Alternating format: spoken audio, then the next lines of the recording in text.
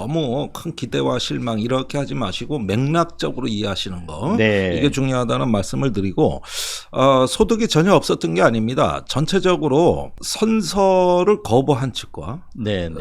계속 그 정직하게 말을 하는 측으로 이렇게 갈려져 있다는 이 구도에서 네, 네. 일단은 어떤 식으로 조작 은폐가 일어나는가 하는 어떤 그 대체적인 그림은 나왔다고 봐요. 네. 저는 키맨은 역시 유재은 법무관리관이었다. 네. 어떤 측면에서 그렇습니까? 그러니까 대부분 조작 논리를 생산해내는 네. 지금 당사자가 유재은 법무관리관이고 네. 그 유재은 법무관리관의 논리가 이종섭 장관, 임기훈 비서관, 더 나아가선 윤석열 대통령을 네. 지금 방탄하고 있습니다. 물 밑에서 서로 조율이 이루어지고 있다고 보시는 건가요? 아니면 유재은 비서관이 얘기를 하면 그 논리들이 전파가 돼가지고 이제 각자들이 알아서 이렇게 그 논리를 개발해서 그건 오래전에 이미 예. 그 적어도 올해 1, 2월에 네. 이미 만들어진 하나의 그 논리고 그 무렵에 모든 주요 증인의 휴대폰이 사라지기 시작했고 네. 이종섭 장관은 호주로 가는 게 결정이 됐었고 네, 네. 그다음에 이제 공수처 압수수색에도 다 대비가 돼 있었고 네. 이런 건 다가올 공수처 수사에 대비한다는 차원에서 그 당시 이루어진 것이다. 네. 그러다 보니까 제일 약한 고리였던 유재은 법무관리관이 네. 대부분의 어떤 그 조작 논리를 거기서 일단은 발언을 하고 더 심각하게는 네. 나중에 문제됐을 때 다 뒤집어 쓸 수도 있는 이런 상황까지 내몰렸지 않았는가. 네. 그런 단적인 사례 하나를 말씀드리면 네. 경북경찰청에 이첩된 그 서류를 네네. 8월 2일 날 강탈해 왔는데 네네. 이 굉장히 중요한 범법 행위가 네. 누구 지시였는가가 굉장히 중사죠. 궁금했거든요. 네네. 그런데 돌연 한 석 달 전에 이종섭 전 장관이 내 지시가 아니다. 이러면서 발뺌을 하기 시작했는데 네네. 유재은 법무관리관은 네. 본인 판단이라고 그랬어요. 아, 예. 그러니까 아무 권한이 없는 사람이 유재은 법무관리관인데 이렇게 서류를 뭐 달라 말라 회수해라 마라. 이 권한이 없는 거죠. 경북경찰청에다가 예. 이첩된 걸 다시 내줘라. 예. 이걸 권한이 없는데 그런 얘기를 했다는 거는 앞뒤가 안 맞는 얘기 같은데. 앞뒤가 안 맞는데 이 순간 이종섭 더 나가서 대통령실 네. 전체가 빠져나갑니다. 네. 그러니까 우리는 이게 자연스럽게 전화 통화가 오고 난 후에 일어나는 행동이라는 거를 다 알고 있고 요 흐름이 있는데 유재은 선에서 토막이 나버리는 거죠. 그러니까 그 전화 온 걸 좀 설명을 해주세요. 그날 그러니까 지금 두 날짜가 중요하잖아요. 7월 31일과 8월 2일. 8월 2일은 이첩 서류가 경북경찰에 입첩돼서 다시 돌아오는 거, 강탈해 온 거잖아요. 네. 근데 그 날 전화가 윤석열 대통령이 이종섭 장관한테 3번 가고, 네. 그리고 또 임기훈 비서관한테도 대통령 전화 가고, 네. 임 비서관의 전화가 유재훈 법무관리관한테 가고, 유재훈 법무관이 경북경찰청에 가고 전화하고 네. 이런 어떤 이런 맥락적으로 그 그림이 그려지잖아요. 그날. 이게 다 이어지는 맥락인데 그렇죠. 이걸 토막내야 되는 거예요. 그러니까 그걸 설명해 주시고 어느 부분을 끊어야 되는지를 설명을 해 주시는 게 이해를 돕는 것 같아요. 자, 대통령이 이제 12시 7분, 12시 43분, 12시 57분 우즈벡에 있는 이종섭 장관한테 3번 전화합니다. 네네. 자, 그리고 이때 전화를 마치자마자 1시 25분에는 대통령이 임기훈 국방비서관한테 전화를 합니다. 네네.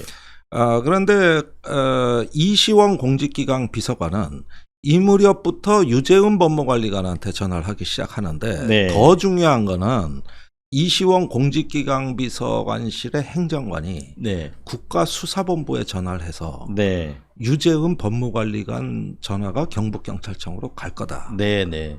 이거를 경북경찰청에 전달하라 그래요. 네. 국가수사본부는 유재은 법무관리관 전화번호까지 경북경찰청에 알려줍니다. 네네. 그러면은 이시원 공직기강 비서관은 네. 또는 그 행정관은 어떻게 유재은 법무관리관 전화가 경북경찰청으로 간다는 걸 알았을까? 알았을까? 그러니까 사전에 임기훈과 그러면 유재은의 통화가 있었다라는 게 자연스럽게 아니, 당연하죠. 예, 예. 그러니까 이런 부분이 통화 기록상으로도 보면 통화가 있고 나서 네, 뭔가 네. 사건이 발생하고 통화가 있고 나서 사건이 발생하고 이어지죠. 네네. 그런데 이걸 토막내는 방법은 이렇습니다. 유재은 법무관리관은 오후에 그 정확한 시간 내 기억을 못 하겠는데 자기가 경북경찰청에 전화를 한 것은 네. 모르는 번호가 부재중 전화가 찍혔더라.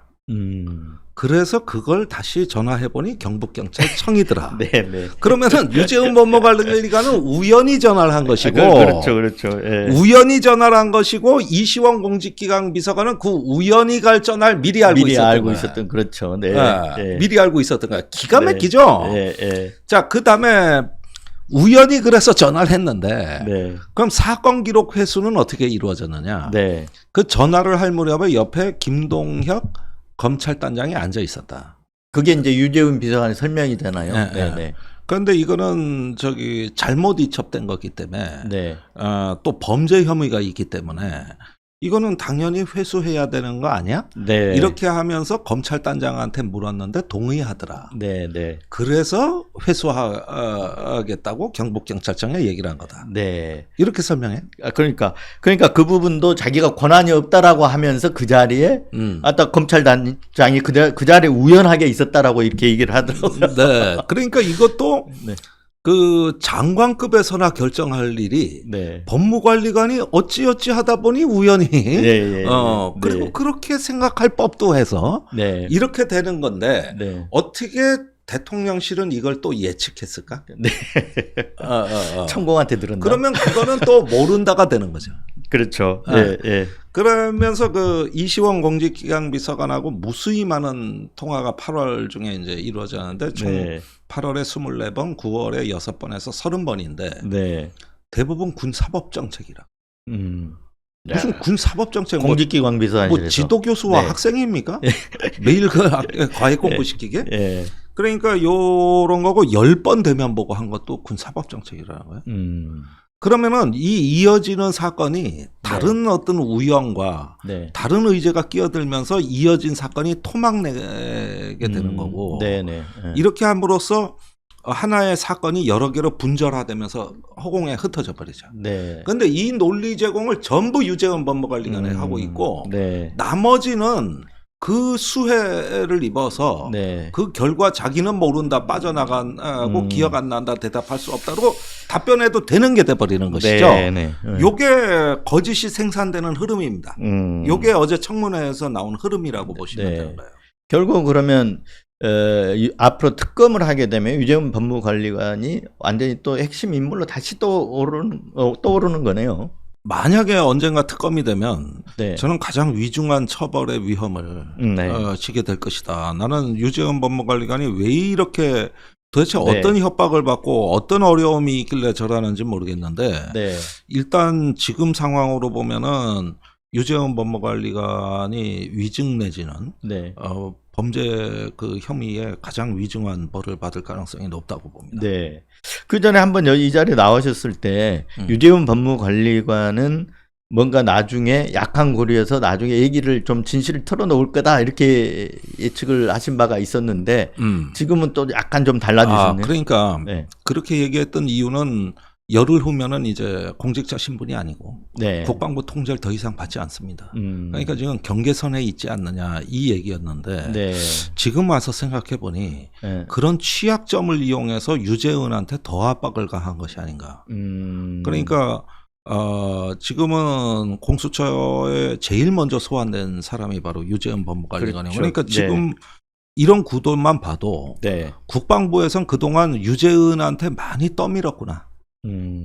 유재훈한테 많이 전가했구나. 그런데 법조인이니까 이게 나중에는 이게 본인이 온전히 다 떠안아야 될 그런 상황이 올 수도 있다. 이렇게 판단할 수도 있잖아요. 글쎄, 그런데 실제 그런 생각이 현실로 지금 드러나고 있는 것 같아요. 이 청문회를 네. 보면은 이제는 그렇게 가는구나. 그러면은 한 번, 두 번 권력자의 요구를 들어주다가 네. 이제 빠져나올 수 없는 마수에 걸린 것이 아닌가. 네. 그런 면에서 참 안타까움을 금할 수가 없죠.